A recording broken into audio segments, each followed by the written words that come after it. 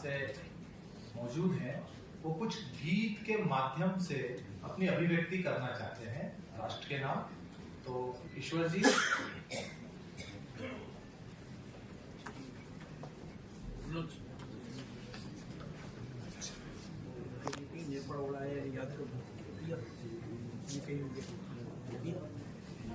सिंधु स्रोत से हिंदू सिंधु तक रहते आए रहते हैं, इस धरती को मां कहते जो हिंदू उनको कहते हैं, हिंदू उनको कहते हैं, हम हिंदू उन्हें ही कहते हैं। संप्रदाय हो चाहे जो भी, पूजा का कुछ ढंग रहे, प्रांत जाति का प्रश्न नहीं, कुछ कोरा काला रंग रहे, सब समाज से अपनापन हो, सुख दुख में नित संग रहे, राष्ट्र देह परिपुष्ट बनाने जुटे सदा जो अंग रहे, मिलकर बढ़ते चरम शिखर तक, मिलकर संकट सहते हैं, इस धरती को मां कहते जो हिंदू उनको कहते हैं, हिंदू उनको कहते हैं, हम हिंदू उन्हें ही कहते हैं।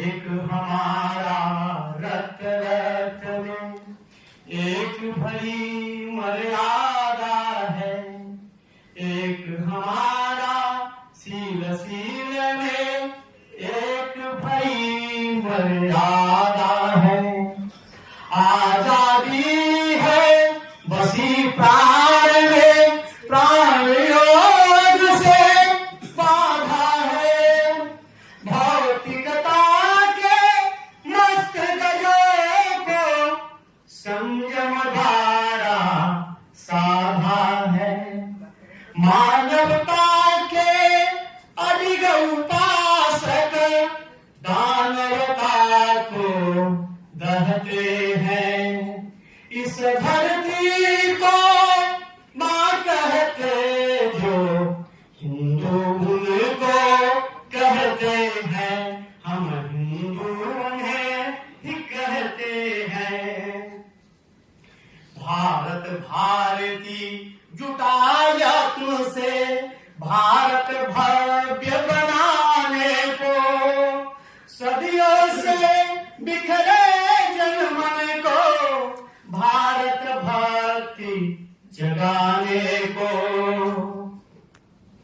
पुराणमंत्र सभी सुतों को मां की लाज बचाने को, आत्मज्ञान जो करता जाए रोक नहीं है आने को, भारत मां में निष्ठा जिनकी हाथ उन्हीं का गहते हैं, इस धरती को मां कहते जो हिंदू उन्हें ही कहते हैं, हम हिंदू उन्हें ही कहते हैं, हम हिंदू उन्हें ही कहते हैं।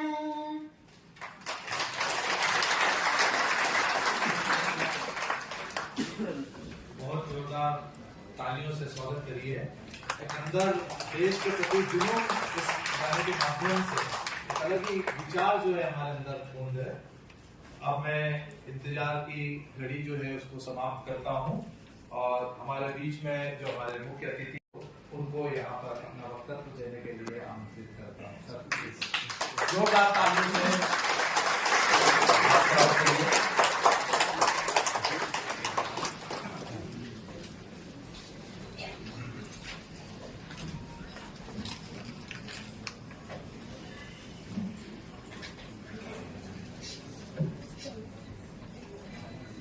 मंच पर विराजमान श्रीमान विनय पुताले जी, श्रीमान रुद्रनारायण तिवारी जी जो राष्ट्रीय सचिव हैं, श्रीमान सुभाष सिंह धवन जो ट्रस्ट के अध्यक्ष हैं, श्रीमान डॉक्टर रविंद्र जी पाटिल जो इस अधिवेशन के अध्यक्ष हैं, श्रीमती साधना राव जी जो राष्ट्रीय सह सचिव है, और देश भर से यहाँ इस अधिवेशन में उपस्थित हुए आदरणीय बंधुओं, आदरणीय बहनों, अपने भारत भारती का जो कार्य पिछले 20 वर्षों से लगभग चल रहा है और उसमें चतुर्थ राष्ट्रीय अधिवेशन भी है, जिसमें देश के भिन्न भिन्न प्रांतों से भिन्न भिन्न भाषा भाषी बोलने वाले ऐसे बंधु और बहनें यहाँ पर उपस्थित है। नाना प्रकार के कार्यक्रम आप लोग लेते हैं, जिससे कुल मिलाकर के राष्ट्रीय एकता और राष्ट्रीय समझदारी का विकास हो। एक भाषा भाषी लोग दूसरे भाषा भाषियों को अच्छे से समझे, एक प्रांत के लोग दूसरे प्रांत को समझे, सब मिलकर के एक राष्ट्र को एक गौरवमयी राष्ट्र के रूप में विकसित करने के लिए प्रयत्न करते हैं। भारत दुनिया में एक अजीब प्रकार का देश है। जो भारत को नहीं जानते वे भारत को जान नहीं सकते, क्योंकि ये पुस्तकों में पढ़ने वाला ये विषय नहीं है। 10-20 पुस्तकें पढ़ी भारत को जान लिया, ये संभव नहीं है। क्योंकि भारत ये अनुभवजन्य है, बिना अनुभव के इसको न समझा जा सकता है और न समझाया जा सकता। कोई अमेरिका में जाकर के कितना भी सुंदर भाषण दे दे भारत के बारे में, और एक नहीं 20 व्याख्यान दे, 40 व्याख्यान दे, लेकिन भारत को समझा नहीं सकता। भारत में आकर के ही समझा जा सकता है। भारत को देख करके ही जाना जा सकता है। भारत को जानने के लिए केवल बुद्धि नहीं चाहिए। लाइब्रेरी में बैठ करके हम भारत को समझ लें, ये संभव नहीं है। क्यों? भारत एक जमीन का बड़ा भारी टुकड़ा, रहने वाला समाज, अनेक भाषा बोलने वाला समाज, ये भारत इतना मात्र नहीं है। इतना होता तो समझ में आ सकता था। इसके अलावा है, इसके अतिरिक्त भारत है, और वो समझने के लिए केवल बुद्धि और विवेक इतना पर्याप्त नहीं है। उसके लिए अंतर मन चाहिए। उसको समझने के लिए आपके अंदर या किसी भी व्यक्ति के अंदर वो भाव चाहिए। उस भाव का नाम है आध्यात्मिक भाव। उस आध्यात्मिक भाव के बिना भारत समझा नहीं जा सकता। सारी दुनिया परेशान है एक विशेष बात से, और दुनिया परेशान है इस बात से कि जब कोई भी दो समूह खड़े होते हैं, दो विचार खड़े होते हैं, दो विशेष वर्ग खड़े होते हैं, दो भाषा भाषी खड़े होते हैं, तो उनमें द्वंद्व होता है, संघर्ष हो जाता है। जो संघर्ष का जो कॉन्फ्लिक्ट है वो अनएवॉइडेबल है।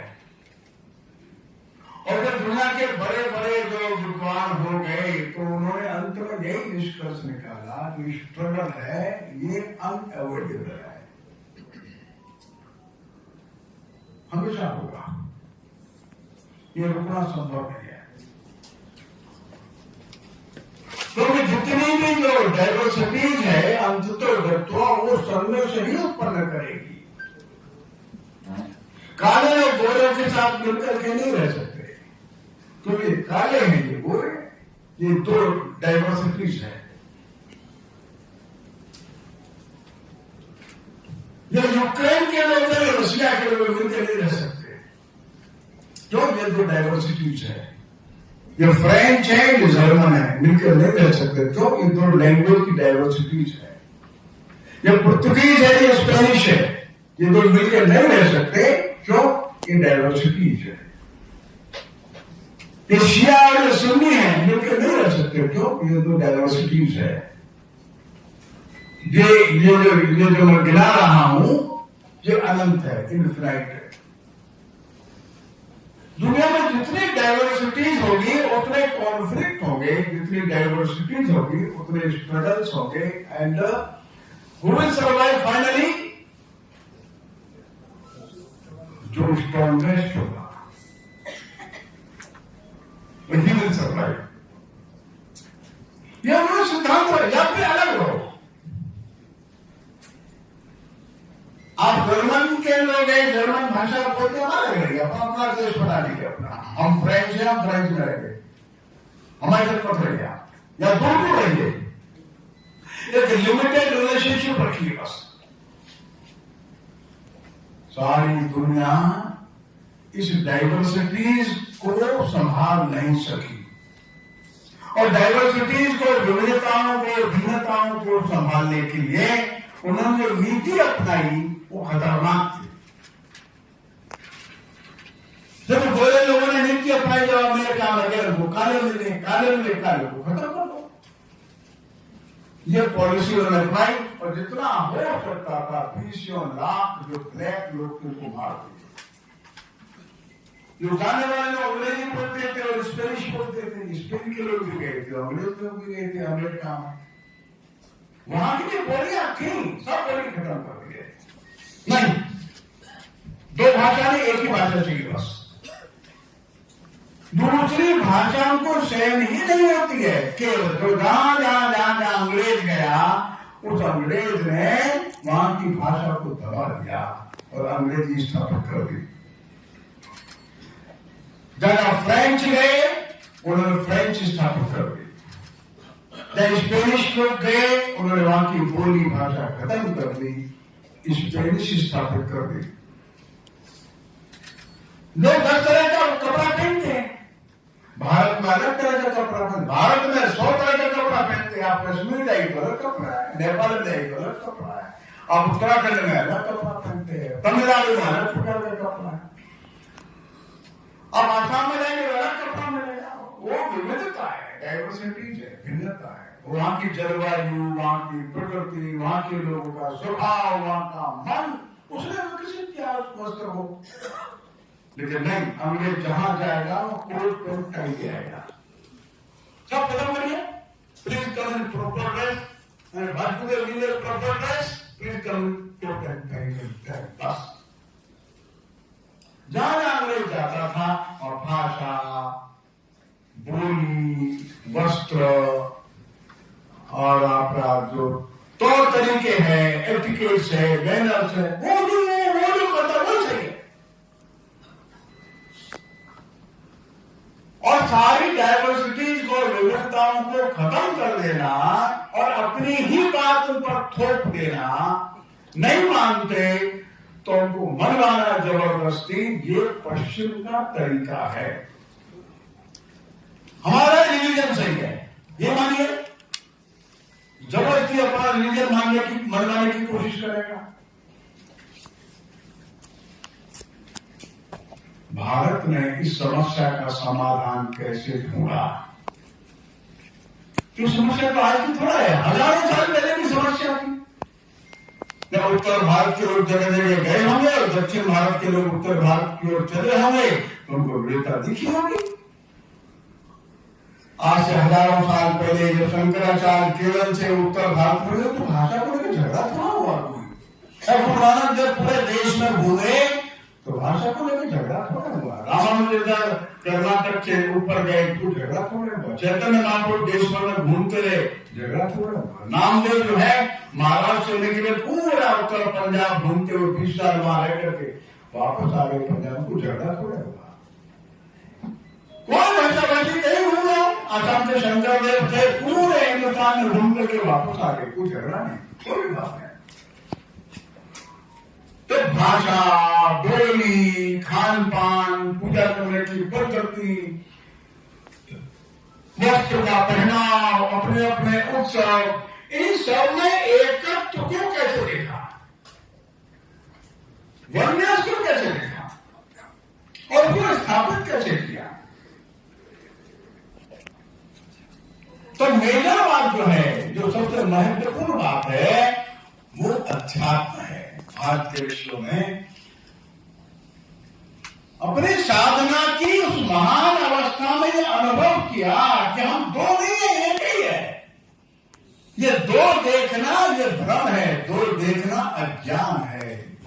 मेरा और तेरा ऐसा देखना मूर्खता है, अज्ञान है। सर्वत्र एक ही देखना, एकत्व ही देखना, वही ज्ञान है। और इसका अभ्यास करो, अभ्यास करो, अभ्यास करो। जैसे माता पिता को अपना बेटा अपना लगता है, ये एकत्व है। लेकिन ये भाव थोड़ा थोड़ा बढ़ता है तो पड़ोसी के बच्चे भी अपने लगने लग जाते हैं। पड़ोसी का बालक आ गया तो घर में खाना खा लेता है, और आगे बढ़ता है तो पूरा गांव अपना लगने लगता है, और आगे बढ़ता है तो पूरा देश अपना लगने लगता है। ये एकत्व का विकास है, अपनत्व का विकास है। और सर्वत्र ईश्वर का जो दर्शन है, सर्वत्र उसी ईश्वर को अनुभव करना है, यही ज्ञान है, यही अध्यात्म है, और कुछ नहीं है। हमें तो जो कुंभ में गए होंगे, जो कुंभ में गए होंगे उनको अनेक प्रकार के अनुभव आए होंगे। 60-70 करोड़ लोग आते हैं कुंभ में, हर भाषा के लोग आ जाते हैं, गांव के गांव चल देते हैं। बहुत छोटे बच्चों को छोड़ जाते हैं, घूम जाएंगे, दिक्कत आ जाएगी, छोटे बच्चों के लिए व्यवस्था करके पूरा गांव चल देता है, महिलाएं चल देती है, पुरुष चल देते हैं, सब। कौन भाषा बोलते हैं तमिलनाडु के लिए, कौन समझता है, कौन नहीं समझता। लेकिन वहां हजारों जगह लंगर चल रहा है, भंडारा चल रहा है। अम्मा जी आओ, आओ अम्मा जी भोजन, अम्मा जी प्रसाद कर, बाबा दादा चाचा भैया प्रसाद पा के जाओ, प्रसाद पा के जाओ। कौन खिला रहा है, कौन खा रहा है, कुछ पता ही नहीं चल रहा है। ये एक आत्मा है। खिलाने वाला हिंदी भाषी हो सकता है, खिलाने वाला पंजाबी भाषी हो सकता है, खिलाने वाला गुजराती है, खिलाने वाला मराठी है, कौन भाषा भाषी है, मतलब ही नहीं है। क्यों? क्यों खाने वाला ईश्वरीय तत्व को लेकर के आया है। उसके अंदर का ब्रह्म जो है, उसके अंदर का जो शिव है, उसके अंदर का जो राम है, वो भोजन कर रहा है, वो गंगा स्नान करने के लिए आया है। बंधुओं, अनंत विविधताओं में इस मौलिक आध्यात्मिक दर्शन ने एक विशेष प्रकार के एकत्व की सृष्टि कर दी। यह अध्यात्म ऐसा था जिसने द्वैत को अद्वैत में बदल दिया, नाना प्रकार के भेदों में अभेद को उत्पन्न कर दिया। कोई किसी को गिराना नहीं लगता। थोड़े पहले लोग बात कर रहे थे, हमारे केदारनाथ में, बद्रीनाथ में, गंगोत्री में हमारे संगठन के कार्यकर्ता अस्पताल चलाते हैं, तो कल भी वहां पर 2600 मरीज पहुंच गए वहां के अस्पताल में, केदारनाथ में। तो हमने वहां के एक डॉक्टर को बात करी। डॉक्टर का नाम है अत्रेय चक्रवर्ती, ये एम्स में प्रोफेसर है। ये 4 दिन के लिए गया था, पर बेटा बहुत पेशेंट आ रहे हैं, 2500 पेशेंट को कैसे करते हैं आप? अरे भाई साहब देखिए, मेरे जीवन का सबसे अच्छा समय यही चल रहा है। ये बात तो सच है। सोने को घंटा, 2 घंटा, 3 घंटा मिल पाता है, रात भर जगना पड़ता है। रात भर पेशेंट होते हैं, हो गया, हड्डी टूट। जब लोगों के अंदर ब्रह्म को, ईश्वर को देखता है, तो भाषा की विविधता छोटी पड़ जाती है, खान पान बहुत छोटा पड़ जाता है, उसको वही ईश्वर मिलता है। और हमारे देश में कितनी भाषाएं हों, वो मणिपुर का मतलब कवि है, वो नाटक लिखता है, कहानी लिखता है, तो अपने नाटक, कहानी, भजन, कविता में क्या लिखेगा? वो यही लिखेगा सब लोग सुखी रहे, वो यही लिखेगा सबके अंदर का परमात्मा आनंदमय रहे, वो यही लिखेगा भैया सेवा करो, सेवा करो, सेवा करो, वो यही लिखेगा भगवान का भजन करो, कीर्तन करो, यही लिखेगा। पूरे भारत में जितनी भी भाषाएं हैं वो सब भाषा एक ही उद्देश्य को लिखेंगी, क्या? सर्वे भवन्तु सुखिनः। तो तमिल है, तेलुगु है, कन्नड़ है, मलयालम है, पंजाबी है, सिंधी है, नेपाली है, गुजराती है, वो अवली है, चाहे ब्रज है, चाहे वो मैथिली भाषा है, चाहे वो असमिया है, बंगला, उड़िया, कोई भाषा हो, सर्वे भवन्तु सुखिनः को नहीं मानती, ऐसी कोई भाषा नहीं है, कोई भाषा नहीं। सर्वे माने सर्वे, सर्वे माने इंडोनेशिया का हो, चाहे इथियोपिया का हो, चाहे इंग्लैंड का हो, चाहे अमेरिका का हो, काला हो, गोरा हो, महिला हो, पुरुष हो, वो कोई भी पंथ और मत को मानता हो, कोई संप्रदाय को मानता हो, किसी की पूजा करता हो, अमीर हो, गरीब हो, सुखी रहे भैया, आनंद से रहे। ये जो है this is the condition president, ये मूल उद्देश्य है हमारे देश की भाषाओं का। हमारे देश की भाषाएं सबके आनंद की कल्पना करते, क्यों? क्योंकि हमारा आध्यात्मिक संदेश है, ईश्वर सर्वत्र है, ईश्वर सर्वत्र में भेद खाएगा।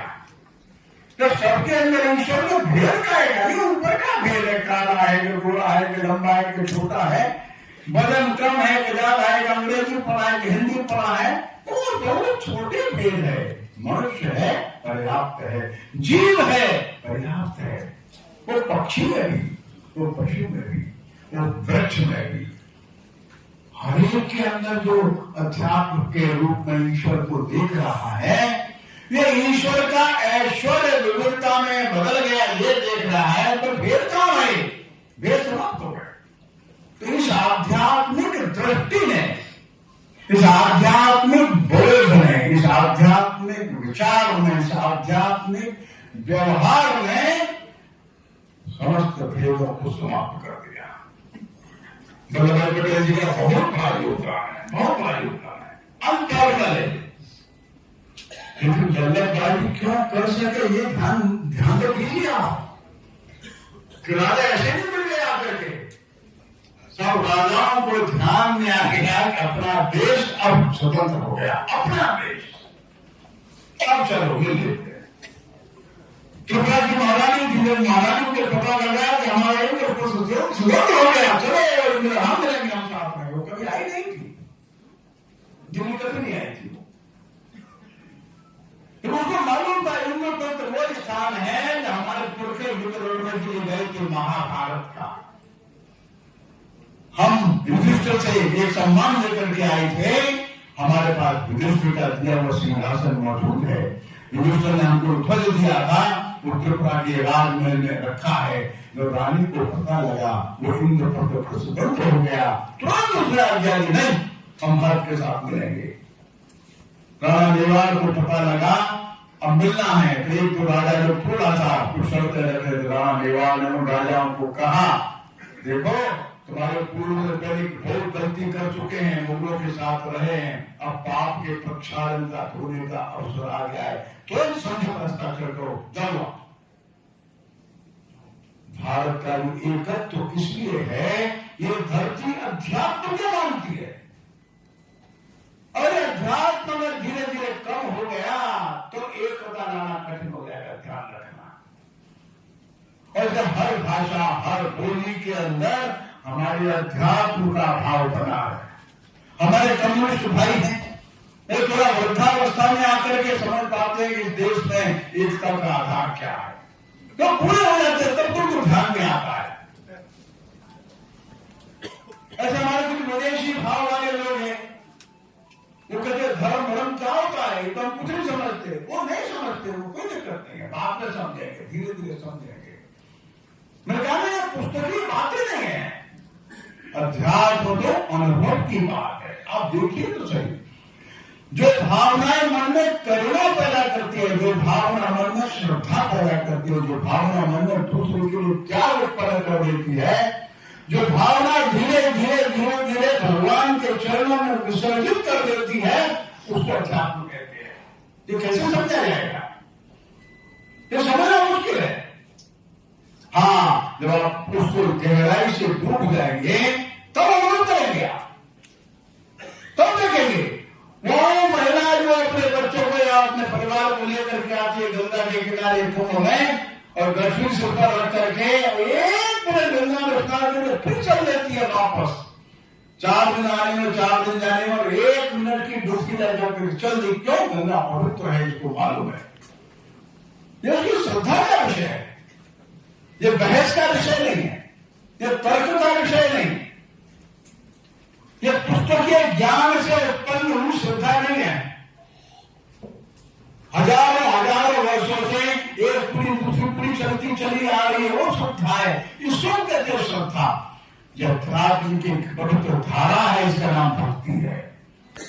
क्या कारण था कि राम मंदिर बने लगातार और नौजवान आंदोलन करते ही चले जा रहे थे। 500 वर्षों से जब मौका मिलता है तभी आंदोलन करते थे।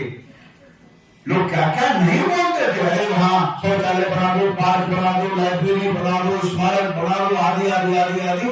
लेकिन जैसे 22 जनवरी को वहां पर राम मंदिर का प्राण प्रतिष्ठा का कार्यक्रम हुआ और देश में 7 लाख स्थानों पर कार्यक्रम हुआ, तब ध्यान में आया लोगों के मन और भाव कितना गहरा बैठा था। जो भाव बैठा था, इसी को अध्यात्म कहते हैं, भक्ति के रूप में प्रकट होता है। हमारी सभी भाषाएं इस आध्यात्मिक भाव का संरक्षण करें। हमारे सभी भाषा भाषी अन्य भाषा भाषियों का अध्ययन करें, आपको वही भाव मिलेगा। जब उत्तर प्रदेश में जो तुलसीदास को पढ़ते हैं, उनको कबीरदास में भी वही भाव दिखता है, रविदास में वही भाव दिखता है, और जब तुकाराम के पढ़ते हैं तो वही भाव दिखता है। जब उड़ीसा के दास परंपरा के भक्तों को पढ़ते हैं तो वही भाव दिखता है। जब नरसिंह भगत को पढ़ते हैं तो वही भाव दिखता है, मीरा में वही भाव दिखता है, और तमिलनाडु के जो आलवारों को पढ़ते हैं तो वैष्णव भक्तों को वही भाव दिखता है, और नायनदारों का शैव भक्ति का भाव शैव भक्तों को अपना लगता है। सारे देश में चाहे शैव हो, चाहे वैष्णव हो, चाहे निर्गुण भक्त हो, भक्ति एक ही है। वो नाना प्रकार से प्रकट होती है और देश को जोड़ करके रखती है। ये भक्ति सारे मानवता को जोड़ के रखती है। और हम कल भारत के अवसर मिला, ये भारत के लिए एक डेस्टिनी है, भारत के लिए ये भविष्य का कर्तव्य है। हम उससे अलग हट भी नहीं सकते कि सारे विश्व के अंदर का जो भेद है, सारे अंदर का जो कलुष है, सारे अंदर का जो द्वंद्व और संघर्ष है, वो समाप्त करने का दायित्व केवल और केवल भारत के ऊपर है। कौन कारण है कि अरे देश स्वतंत्र हो रहा था तो दुनिया के बड़े बड़े विद्वान थे, चर्चिल साहब थे, अपना किपलिंग साहब थे, और कई लोग थे, विद्वान थे।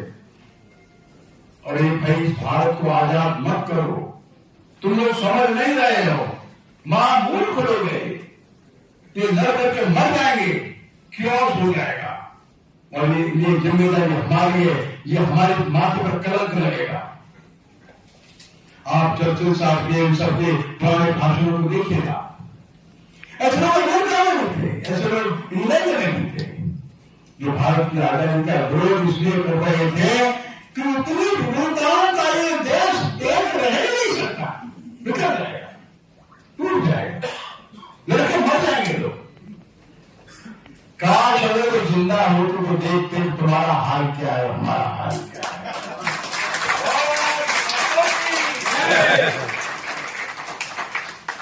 जो यूनाइटेड किंगडम है, यूके को बोलते ब्रिटेन बोलते हैं ना, ये ब्रिटेन में 4 भाषाओं के लोग थे।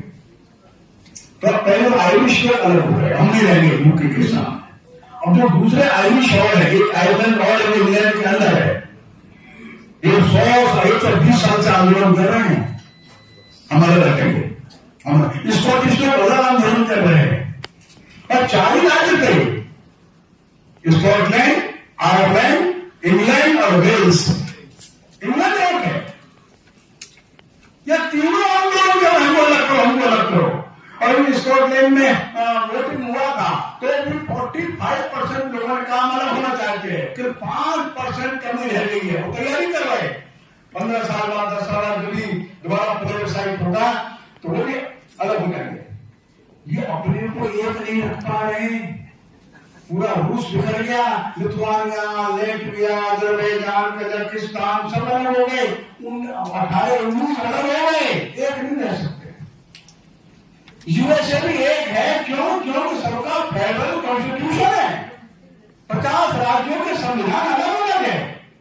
नाम मात्र का यूएसए, और ध्यान रखिए कोई अंदर भावना नहीं है यूएसए के नाम से देश की। दुनिया में कोई देश ऐसा धरती पर है ही नहीं जो अपने समाज के अंदर उस धरती के प्रति भक्ति का, श्रद्धा का मात्र भाव पैदा कर सके। वो हम हैं जिन्होंने अपनी भारत भूमि के प्रति संपूर्ण प्लेनेट पर we are the only person, we are the only public, हम अकेले जन हैं, we are the only people जो धरती के अनन्य भक्ति का भाव पैदा करती है। क्या बात है कि अभी भी कम से कम 40 लाख व्यक्ति केदारनाथ जाता है दर्शन करने के लिए। तमिलनाडु, केरल, कौन सा जिला यहाँ से नहीं जाता? तब वो कितने लंबी कठिन चढ़ाई चढ़ता है, 22 किलोमीटर पैदल चलता है, 12,000 फुट पर जाता है, -2-3 टेम्परेचर पर रात को चुपचाप बैठा रहता है, दर्शन करके भाग आता है। ये भक्ति है जो हमने पैदा की इस देश के प्रति, धरती के प्रति। ये भक्ति एक बना के रखती है। दुनिया के पास ये मास्टर की नहीं है, हमारे पास है। हमारे पास और जो आवश्यकता यह है, भाषाएं सारे दुनिया में झगड़ा करा चुकी हैं, सारे दुनिया में भाषाओं से झगड़े। ध्यान में रखना, भारत अकेला ऐसा देश है जो सैकड़ों बोली और भाषाओं की बात एक है। अमेरिका का एक बड़ा विद्वान हो गया, उसका नाम mark Twain, father of American literature कहते हैं, मार्क ट्वेन। भारत के बारे में बड़ा सुंदर एक पैराग्राफ लिखा है और अजीब सा पैराग्राफ है। बोलता है, India is a country, India is a country of 100 Nations और 100 languages, 1000 speeches and 2 million words. Bharat एक ऐसा देश है जिसमें दूसरे 100 नेशंस होंगे, 100 प्रकार की भाषाएं हैं, हजारों प्रकार की बोलियां हैं, 20 लाख देवी देवता है, लेकिन भारत देश एक है। जो मार्क ट्वेन लिखा है। हम कैसे हैं कि उनको समझ नहीं पा रहा है, कंफ्यूज है। क्योंकि नहीं देखा दुनिया में एक भाषा का एक देश होता है, एक भाषा का एक देश होता है। ये 100 लैंग्वेज का देश कैसे है?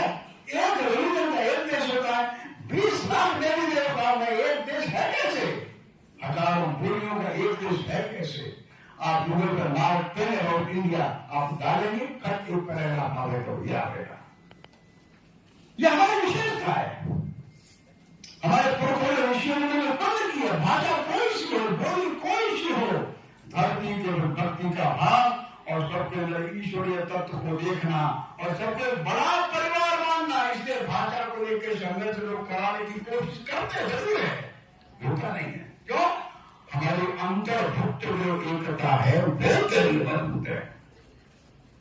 ये हमारी रिस्पॉन्सिबिलिटी, हमारे कंधे पर दैवीय दाय है कि दुनिया को संघर्ष से निकाल करके उनको आयु करेंगे पता निकाल के लाना है। दुनिया को एक ज्ञान हमको देना है जो 1000 साल से हम नहीं दे सके। हम अपनी परिस्थितियों में घिर गए, हमारी कुछ दुर्बलताएं थी, उन दुर्बलताओं के कारण से 1000 वर्ष हमने बहुत कष्ट सह लिया, लेकिन अब हम बाहर आ गए। अब धीरे धीरे ये दैवीय दायित्व हमारे कंधे पर आ गया और सच में आ गया। एक आर्नोल्ड टोइनबी नाम का एक दूसरा बड़ा विद्वान है, वो क्या लिखता है, एक स्वामी रामकृष्ण परमहंस की जीवनी की भूमिका में उसने लिखता है। मैं उसे 2 लाइन बताता हूं बस। वो लिखता है, पिछली 2 शताब्दियां यूरोप की थी, विज्ञान की थी। विज्ञान ने हमको तकनीक दिया, टेक्नोलॉजी दिया, विज्ञान ने हमको नए नए आविष्कार किए, विज्ञान ने हमको बहुत कुछ दे दिया, लेकिन विज्ञान के इस सब के देने के बावजूद भी आज हम एक अवश्यंभावी विनाश की ओर बढ़ रहे हैं। Because we are gradually proceeding towards unavoidable destruction. Arnold टोइनबी कुछ आदमी ने सारे वर्ल्ड हिस्ट्री के साथ है। अवश्यम भावी विनाश की ओर बढ़ रहे हैं, अब कोई रास्ता दिखता भी नहीं।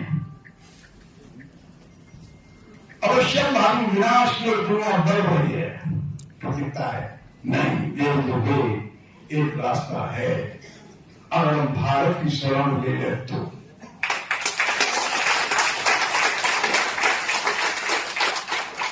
और आगे लगता है here we find a spirit, Bharat की बारे में लिखता है now here in India you will find a spirit, यहाँ के लोगों के अंदर भावना है। और here we find an attitude, यहाँ के लोगों के जीवन में एक एटीट्यूड है, व्यवहार है।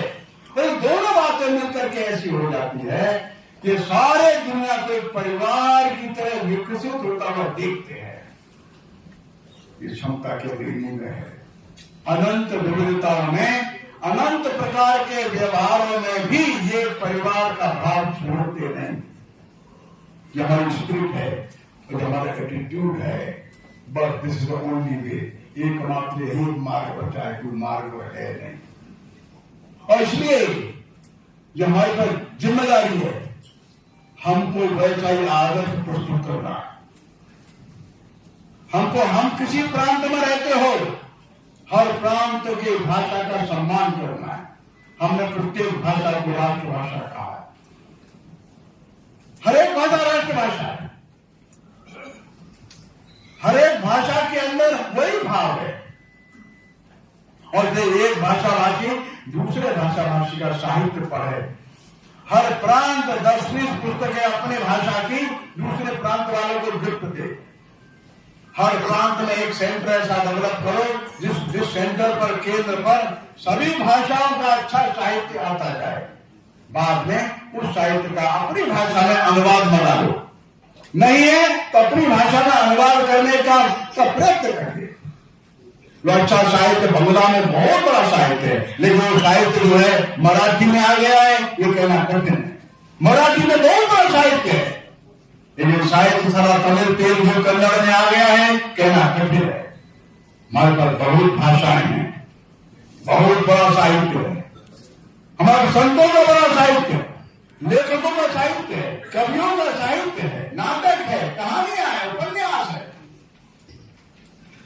इस वजह अच्छा साहित्य ढूंढ करके प्रत्येक भाषा में इसका ट्रांसलेशन हो गया है, तो ट्रांसलेशन मंगाइए, अपने अध्ययन करने की रुचि जगाइए। हर प्रांत में कम से कम एक स्थान पर एक बड़ा ग्रंथालय बनाइए, जो सब भाषाभाषी लोगों के अच्छा साहित्य एकत्रित हो जाए, तो वास्तव में देश की एकता ये तो है ही है, ये मजबूत बनी है। छोटा मोटा उपद्रव करने वाले लोग उपद्रव न कर सके, उनको ऐसा अवसर भी न मिले। भारत के हर व्यक्ति के मन के अंदर जो भारत भूमि के प्रति श्रद्धा है, ये एकता को लगातार स्थापित करती रहेगी। और सभी के अंदर जो ईश्वरीय भाव है, ये कभी भी विखंडन को स्वीकार नहीं कर सकता। ये भारत का अध्यात्म है, जो विश्व को देने वाली एक बड़ी चीज है, बड़ी वस्तु है, और इसके पेटेंट हमारे पास है। मानवता के लिए दिए जाने वाला सबसे बड़ा कोई दान ज्ञान हो सकता है, सबसे बड़ी कोई पूंजी हो सकती है, सबसे अमूल्य कोई मणि हो सकती है, तो ये है जिसका नाम अध्यात्म है, हर भाषा में है। उसका संरक्षण करें, उसका संवर्धन करें, अपने गुरु का दायित्व को ध्यान में रखें, और राष्ट्रीय एकत्व के बोध को हम लोग विश्व मानवता का एकत्व है, इसको लेकर के आगे बढ़े। सभी को मेरा विनम्रतापूर्वक नमस्कार।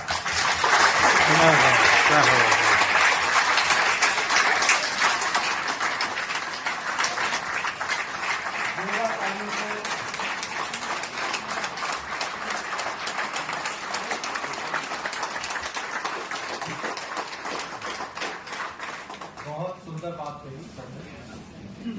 भारत के पास अध्यात्म है, पुस्तकों के अंदर हर प्रांत, हर समाज का अपना एक सांस्कृतिक, आध्यात्मिक सांस्कृतिक इंफॉर्मेशन है, उसको कंपाइल करे, कुछ मटेरियल बनाए, देश को देने के लिए, विश्व को देने के लिए भारत के पास बहुत सारी चीजें हैं। इन सभी चीजों को मंथन करने के लिए भारत भारती के अंदर